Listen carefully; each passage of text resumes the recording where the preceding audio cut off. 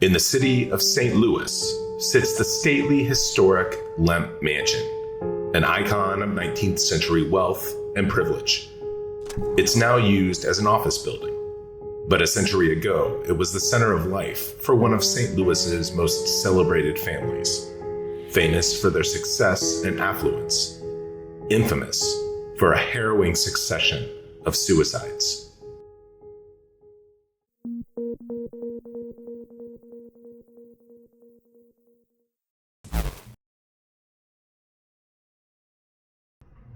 The opulent house became the home of Johann Adam Lemp, who first arrived in St. Louis from Germany in 1838. He started out in the grocery business, but eventually made the switch to brewing lager beer.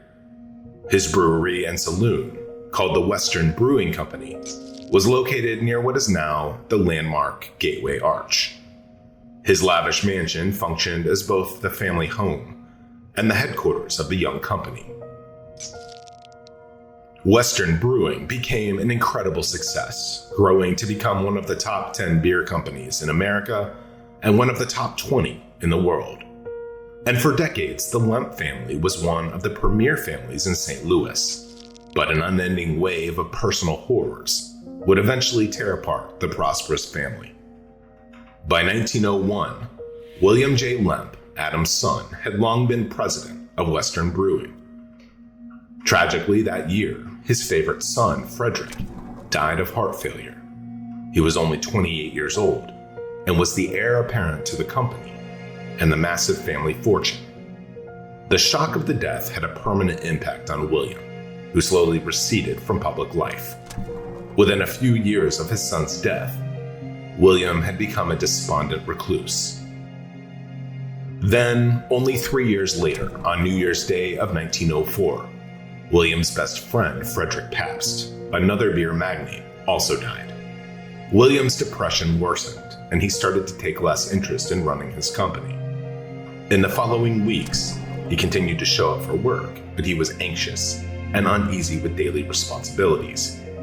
He became increasingly disengaged, and both his mental and physical health were rapidly declining. Only 6 weeks after his friend's passing, William succumbed to despair. He went into his office on the second floor of the mansion, picked up a .38 caliber Smith & Wesson, and shot himself in the head.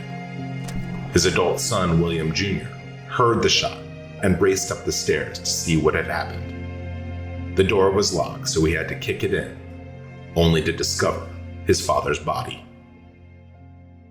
A few months later, William Lemp Jr. became the new president of what was renamed the William Lemp Brewing Company. It continued to be successful, and William came into a huge inheritance. He and his fashionable wife Lillian, who also came from a wealthy background, indulged in a life of luxury and opulence. With a staff of servants, rooms full of clothing, lavish horse-drawn carriages, and a growing art collection, they were the picture of Victorian ostentation. Married in 1899, William and Lillian had a son, William Lemp III, the following year. But motherhood did not interfere with Lillian's active society life. A classic trophy wife, the beautiful socialite became known as the Lavender Lady because she was constantly seen in that color. She was also a spendthrift, and when William Jr. began to tire of her and started having affairs, he kept her busy by requiring that she shop and spend $1,000 a day. If she failed, she'd be cut off entirely. William Jr. lived a double life, as a driven corporate executive by day and a wildcat hellion by night. He'd staged decadent parties in the natural caves located adjacent to the mansion's basement. He stocked them full of call girls for his friends, and they reveled in debauchery and beer as they lounged around his private swimming pool and bowling alley. But it was not to last. According to legend, William Jr.'s affair with a prostitute, or with one of the servant women, produced an illegitimate son. His birth was never documented, but he was born with Down syndrome, a misunderstood condition at the time. He was cruelly nicknamed the monkey-faced boy, and his image-conscious family was so embarrassed by him that they kept him in isolation throughout his childhood in the attic of the Lemp Mansion. In 1909, William Jr. divorced Lillian, which precipitated a huge citywide scandal. Fascinated crowds heard stories of violence, drunkenness, and cruelty. When it was over, Lillian retained custody of their child, though she almost lost the case because of a photograph showing her with a cigarette. Her last day in court was the only day she did not wear lavender. She wore black. After the divorce, Lillian stepped back from the social scene while William Jr. continued to run the brewery. But by this time, the company was facing stiff competition. William's mother died right in the middle of his marital battles and his company's declining profits. Despite this, in 1911, the Lemp Mansion was completely renovated, with some rooms repurposed for company offices. Their fortunes got worse during World War I, and the condition of the brewery deteriorated. William Jr. exiled himself to a country home he built in 1915 along the Merrimack River. He took on a second wife, Ellie, who was the daughter of a fellow St. Louis brewer. Then, Prohibition hit in 1920, destroying the beer industry. That year, William's sister, Elsa, herself a wealthy heiress, shot herself over her tumultuous marriage. This drove William Jr. into a deep depression. Like his father before him, he became increasingly anxious and unpredictable. He withdrew from public view, and his health began to decline. Then, in December of 1922, William Jr. shot himself with a .38 caliber, this time in the heart. The tragedy took place in the same room as William Sr.'s violent suicide. William Jr. was interred in a crypt right above the one for his late sister. The family continued to occupy the Lemp Mansion through the Roaring '20s and the Great Depression. But in 1943, 42-year-old William III suddenly died of a heart attack. His brother Charles took over and renovated the mansion, eliminating the offices and converting the building back into a residence. He continued to live there with the monkey-faced boy nephew and 2 servants. As he aged, William III became a germaphobe and developed an obsessive-compulsive disorder of always wearing gloves. Then, still in his 30s, Charles's handicapped nephew died in the Lemp Mansion, where he had been kept his entire life, adding to the tragic karma that had gripped the house. Not long after, Charles took his dog, a Doberman Pinscher, down into the basement of the building and shot it. Shortly after that, in May of 1949, one of the house staff went up the stairs to Charles's room on the 2nd floor and discovered his boss's body, dead of a gunshot, with a .38 caliber Army Colt revolver still in his hand.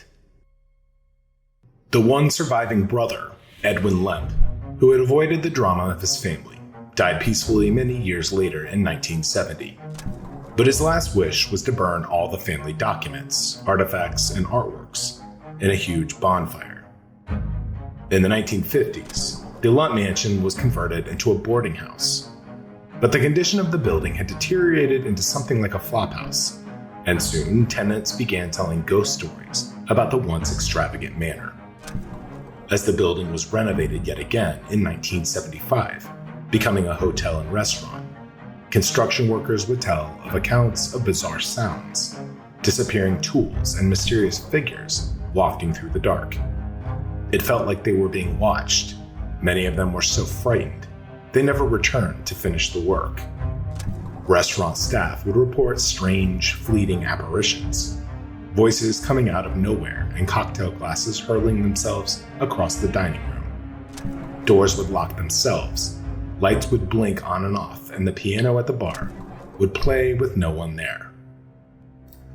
These events were attributed to the tragic past of the Lemp family.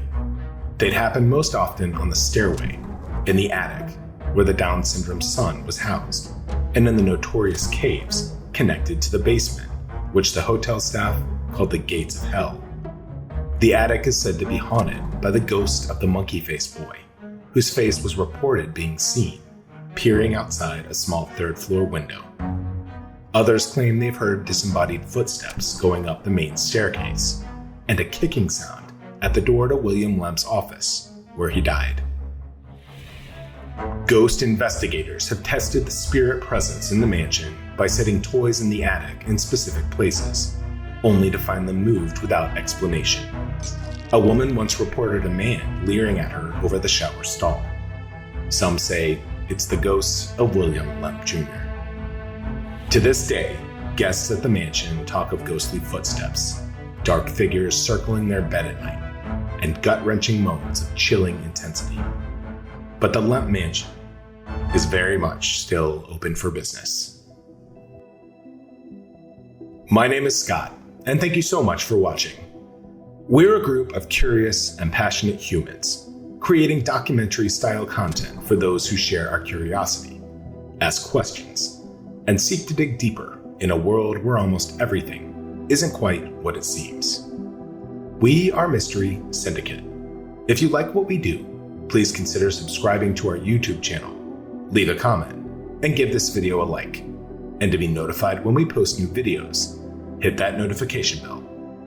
Also, check us out on Facebook, Instagram, Twitter, TikTok, and for exclusive merchandise and our blog, visit our website at www.mysterysyndicate.com. And for those that wish to support our channel, please visit Mystery Syndicate on Patreon. We have a variety of new patron tiers with tons of great benefits. If you want to see your name on a future video, be sure to check it out. From all of us at Mystery Syndicate, thank you again. We sincerely appreciate your support.